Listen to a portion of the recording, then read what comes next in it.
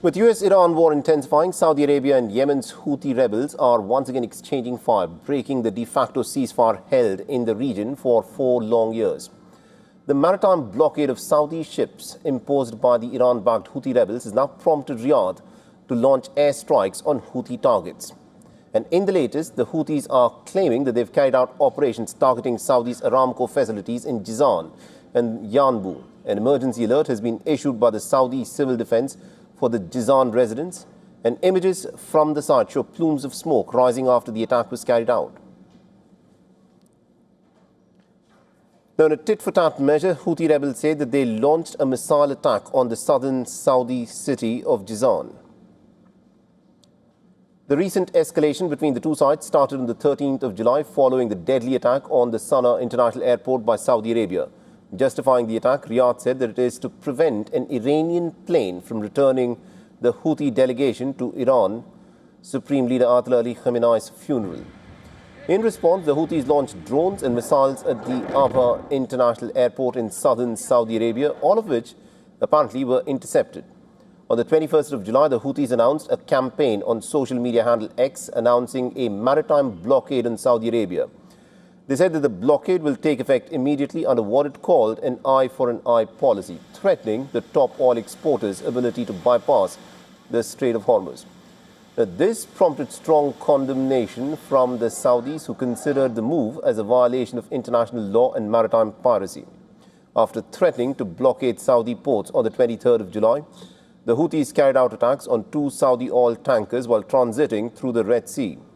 Justifying the attack, the Houthis claimed that the vessels had violated the blockade decision, and the group has also threatened to disrupt traffic through the strategic el-Mandeb Strait, a key gateway to the Red Sea and one of the world's busiest shipping routes. And then on Friday came another attack by the Houthi rebels on another Saudi-linked vessel. This had caused a lot of damage to the vessel's hull. In response, the Saudi-led coalition had carried out airstrikes on Houthi military targets in the Red Sea port of Hodeida. They say that the strikes were aimed at protecting commercial shipping and were not intended to widen the conflict. Incidentally, tensions between the two sides date back to 2014 after the rebels took control of Yemen's capital, Sana'a. In 2015, a Saudi-led military coalition had intervened in the following year. In 2022, a United Nations brokered truce between the Houthis and the Yemeni government, supported by the Saudi-led coalition, which lasted for about 6 months. While it has significantly reduced fighting so far, it has never evolved into a permanent peace agreement. And with missile attacks, a naval blockade and fresh airstrikes, that 4-year period of relative calm has effectively come to an end.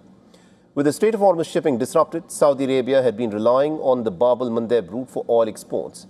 And that route is now under pressure after the Houthis announced a maritime blockade targeting the Saudi-linked vessels. The Houthis had previously disrupted global shipping around the Bab-el-Mandeb after launching attacks on vessels in late 2023 amidst the Gaza war. And the attacks have eased after a Gaza ceasefire was announced in October 2025. Bab-el-Mandeb Strait connects the Red Sea to the Gulf of Aden and serves as a key gateway to the Suez Canal. The Houthis say that their embargo does not amount to a complete closure of the strait and is limited to Saudi-linked shipping.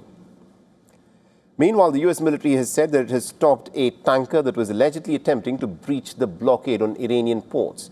The US Central Command has said that the crew had ignored repeated warnings, after which the US forces fired into the ship's engine room to disable the vessel.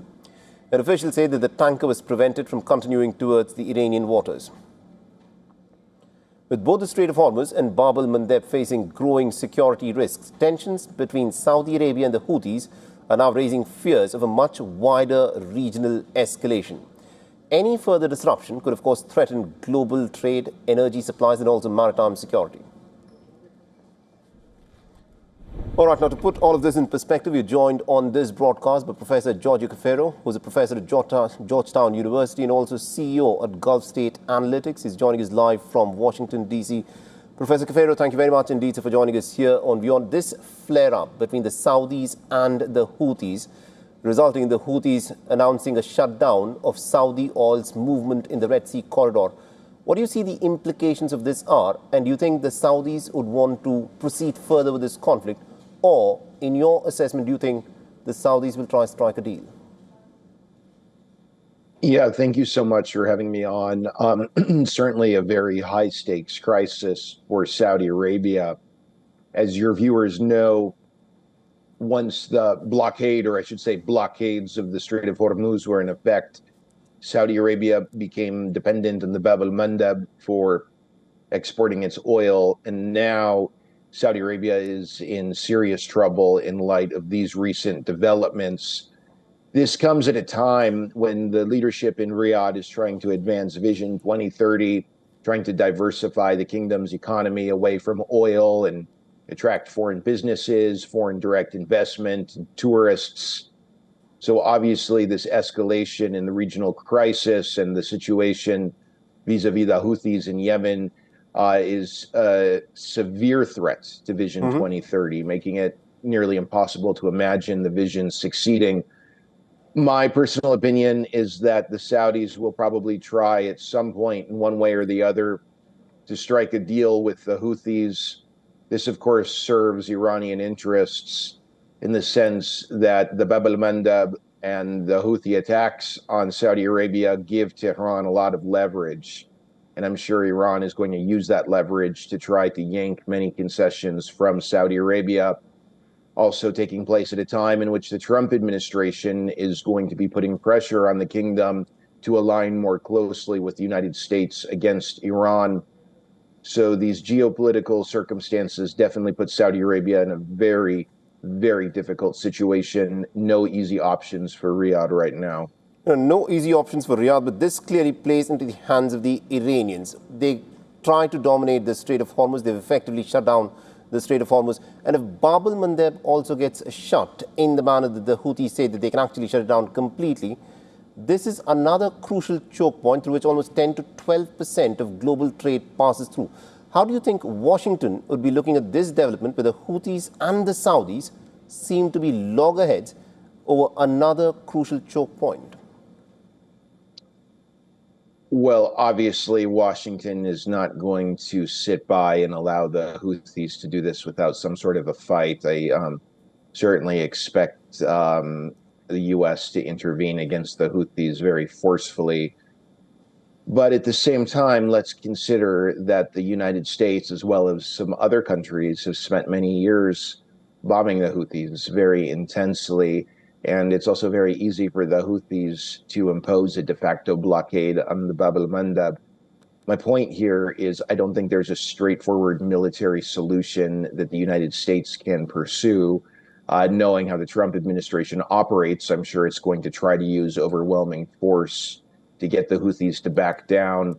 But I do think that at the end of the day, there's going to have to be a diplomatic solution. The difficulty is the Houthis don't seem to be very open to Mm-hmm. making compromises and engaging diplomatically right now. But perhaps with some of the regional intermediary countries, some of the diplomatic bridges in the countries, such as the Sultanate of Oman, a little bit later, there might be an opportunity for diplomacy to work. But I am not very optimistic about a diplomatic resolution to the situation in the immediate future.